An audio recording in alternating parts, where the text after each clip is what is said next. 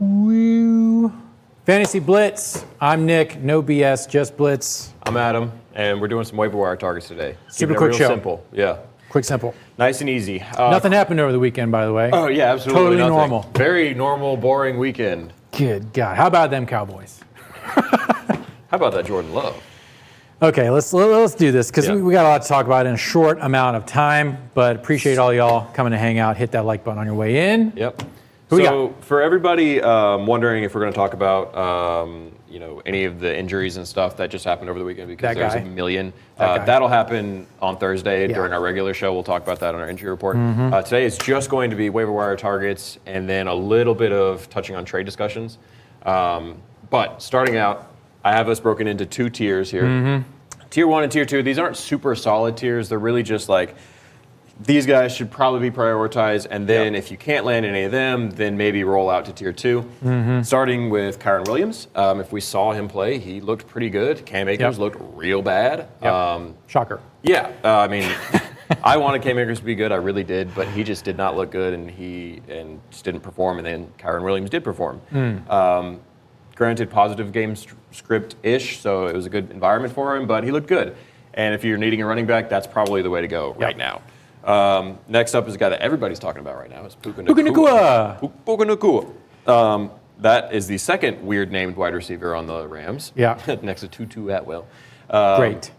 Which is down at the bottom. We'll get to him in a minute. But Puka Nacua led the league in targets this weekend. 15 targets, 10 catches and like 118, 119 yards, something like that. A really amazing showing, showing that the Rams, while they may have their foibles, they can ball out. Okay, Stafford can ball out, even without Cooper Kupp. It shows amazing resilience. Now, will Puka continue to be the guy when Cooper Kupp comes back? Probably not. No.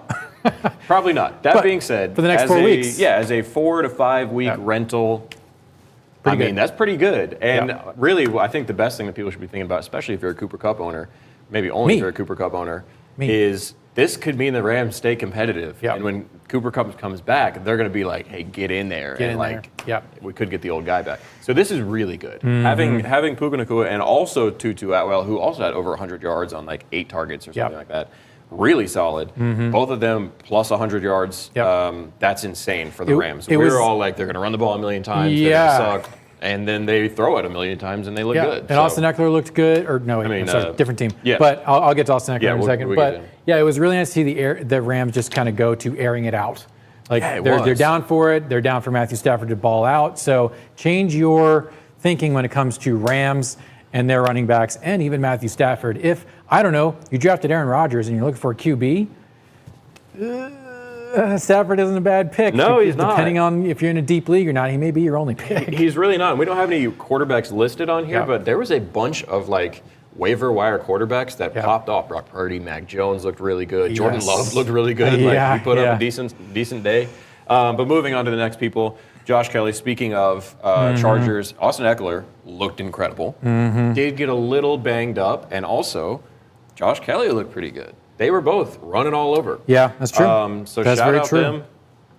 If you need another running back, maybe Josh Kelly. I don't really like any of these running backs right now. I feel like Kyren Williams could be the guy that like is the bait and switch. Like, oh great, Kyren Williams popped off last week, and now we get Cam Akers for a week. I feel like that could happen. But with Joshua Kelly, like the Chargers aren't super inconsistent with who they're running with. Like it's gonna be Austin Eckler, but we've also seen now Joshua Kelly's getting some work. I think he scored. I'm not sure. I don't remember, but he looks good. Another running back is Kenneth Gainwell. Now this is a weird one because it's a deep pick. Yeah, it is. Until you start to break it down a little bit. I know it was a rainy game, so a positive game script for running backs. Not a lot of throwing going on. Rashad Penny, healthy scratch over the weekend, which is just like what? That was strange. They didn't really give it to DeAndre Swift. Another really weird question mark. They just fed Kenneth Gainwell. I think he had like, I don't know, 15 touches or something like that. Easily led the team in touches and looked decent and was okay with it. We knew he was decent to begin with, but he's all right. So I think that's a better option if you're really struggling at running back, or maybe just a guy that you throw on your bench in case. Great flex though. Yeah, speaking of guys you throw on your bench in case, Luke Musgraves. So there's a lot of hype around him right now because all the other tight ends sucked. I think the number one tight end this past week was Hunter Henry. I know. That's super annoying. That's super annoying. Awful. I think the Titans are going to come back. Mark Andrews is going to play. Travis Kelce's going to play. Something, whatever Dallas Goedert had happen, that won't happen again. Nope. So he's good for 2 good games, and that's it. Yeah. Don't get sucked into Dallas Goedert. So the guys that were good this week, they will probably slide back down to where they should be. Yep. That being said, Luke Musgrave starting tight end for the Packers. He got targeted a lot. Jordan Love was saying all these great things about him. He struggled a little bit, kind of looked like he was stumbling around. But he was targeted on some deep passes, had some really good looks, wide open a couple times, which is really encouraging for a tight end. So I think this is one of the guys that's like, okay, since this year really sucks for tight end, throw this guy on your bench, man. Yep. Like, just in case, throw him out there.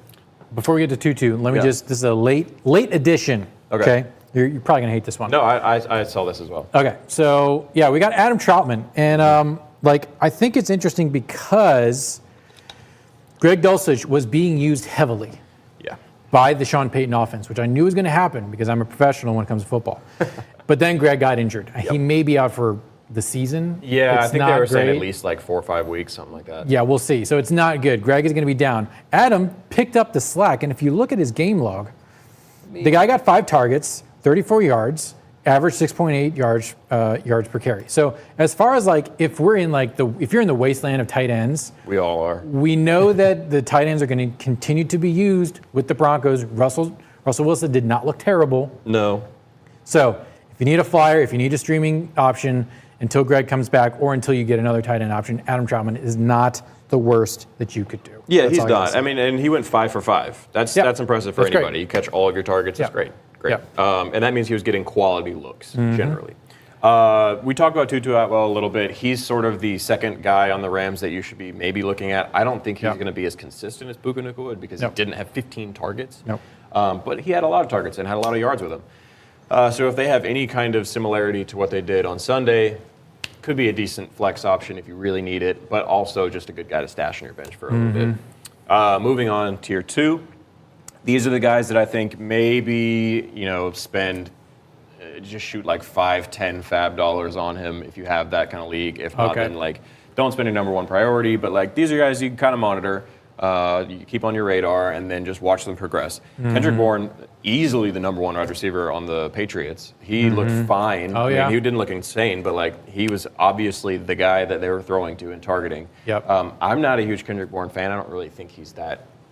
I don't know, he just doesn't look that shifty to me. Plus, I don't think Devontae Parker played very much. And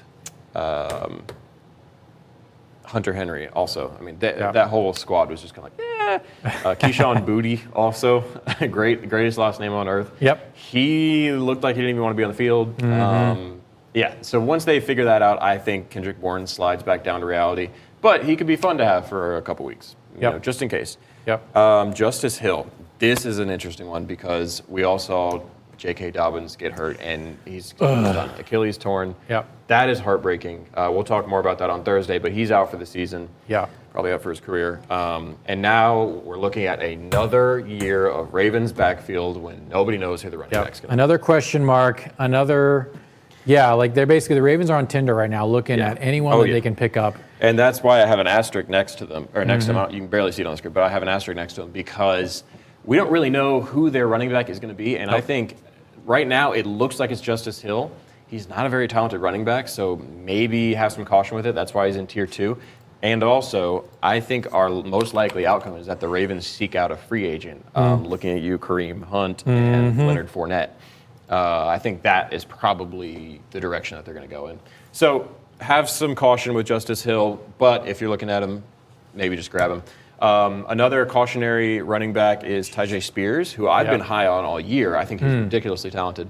And the reason he's on here is not because there was kind of any injury or he was crazy used, but the way he was used. He had more snaps than Derrick Henry had. A healthy Derrick Henry. More in a game they needed to win. Tyjae Spears had more snaps than Derrick Henry. He had a bunch of targets for a running back, and then just looked good out there. He looks really athletic. He's young. He's fast. And if anything happens to Derrick Henry, which he's older in age, I mean, I know he's a tank. He's a freak of nature.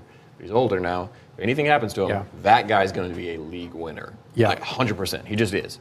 So I've got him on my bench. I'm not letting him go anywhere. I'm just going to let him sit there, and if he never gets used, okay, whatever. But, buddy, if he gets used, I'm cooking. Final guy, Zach Ertz, Cardinals.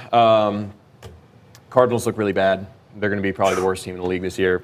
By a long shot. They look really bad. That being said, Zach Ertz was the highest targeted player on the team and got a couple of catches, decent yardage, but he's the number one target and the number one tight end on that team, which is about all you can ask for with the tight end wasteland, how it is right now. He seems to be mostly better from his injury that kept him out of last year, or for the majority of last year. Could just be a guy you can fill in. I don't hate him. I really have been a Zach Ertz slash Tyler Higbee slash the slightly older tight end truther. So seeing him perform was like, okay, it was a little validating. Well, the data's on your side when it comes to tight ends being older. That you know, they tend to age better in these situations just because of the nature of their position on the field. It's different than running backs, except for Derrick Henry because he's gigantic. I will say, it was really nice to see Derrick Henry falcon punching people all the way. He looked like Derrick Henry. He looked like Derrick. Like, he did not miss a beat. But yeah, when it comes to tight ends, Zach Ertz is not a bad get, especially if you just need a streaming. If Mark Andrews, God forbid, is out another week, which I don't think is going to be the case. Zach Ertz isn't. I mean, you're going to have slim pickings. Okay, so Zach Ertz is probably going to be your pick. Yes. Also, watch the weather again. This weekend, it could be wet and wild, which means your running backs who may be going against a good run defense are going to be running like crazy, and the run defense is going to be, they're going to get fed. Yeah. So keep those, third order things in mind when you're looking at who you're trying to stream. Don't be streaming. Even if Puka Nacua, if you can get him, great. If it's going to be raining wherever he's playing, I don't know where they're playing right now off the top of my head. If it's going to be raining where he's going to be playing, I wouldn't play him. Yeah, he's probably not going to get the ball that much. Yeah, I think they're playing the 49ers. Which the weather in San Francisco can get weird and stupid. It can, and the 49ers are really good on defense. And Nick Bosa, forget it. That being said, I'm taking a 15-target guy all day. Okay. Real quick before we wrap up, I wanted to touch on some trade targets. I know we don't have a slide for that because it was something I kind of wanted to throw on the end of our Thursday show, but our Thursday show is already so busy. Let me just touch on a couple guys. First one. Tom Brady? Tom Brady. Still a free agent. I saw a tweet that said Tom Brady has the opportunity to do the funniest thing of all time. Win a Super Bowl for the Jets. Oh, for fuck's sake. No, not Tom Brady. Drake London, number one. Hear me out. Fuck that guy. No, hear me out. He got a goose egg this week. I hate him. We also have a comment that says Judy for Waller. You asked that last time, Blurpy. What's wrong with you? Yeah, still don't do that. No. Still don't do that. Waller will be fine. I know he looked bad, but he'll be fine. You have Diggs, you have Garrett Wilson, no, you're fine. Yeah, you don't need. Unless Judy. You're trading for Waller. Yeah, then if someone's stupid enough to give you Waller for Judy, you should take that all day long. Oh yeah, he is trading for him. Okay, yeah, absolutely. 1,000%. Anyways, back to the trade targets. Drake London. Screw that guy. One target on the day. Hated it. That's an anomaly. I think they threw 15 times that game, which is nothing. Well, because they were playing the Panthers. Yeah, but still, they didn't throw at all, and it was not a blowout game by any means. No, it was terrible.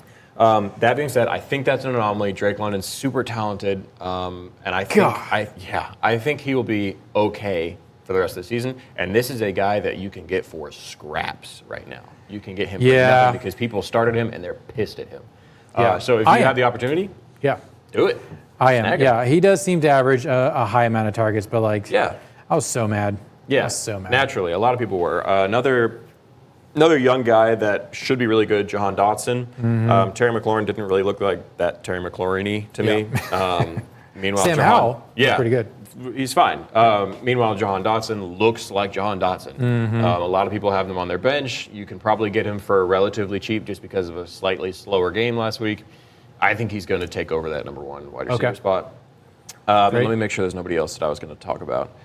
I think that's it for the most part. If you have the capital, try and trade for Jamar Chase. You can get him really low right now because he put up a dud. Try and get T. Higgins. He put up a 0. Those kind of wide receivers, the guys that really underperformed for whatever reason this weekend, those are good trade targets if you have the capital. It's tough after week one because usually people just want to sit on their rosters, but see what you can do. Yep, not me because half my team got injured. So same. I'm making gigantic moves this week in the league. I did lose in our fantasy league because most of my starters all died. Yeah. Did you lose in both of our work league and the work one? I think No, the work one I got demolished because I had Aaron Rodgers, Cooper Kupp, and Mark Andrews. Yikes. And I had J.K. Dobbins, I think, in our channel league too. So I got absolutely shellacked, but that's okay. We're here to play and have a good time. I'm 2-0 in our work league. So shout out anybody in our fantasy. And it's only week 2 and he's 2-0. How's that work? Well, I mean, I'm I know. 2-0. Yeah, you got me. But yeah, I think that's about it. Yeah, it is. Be careful on your waivers. Don't go crazy for these guys.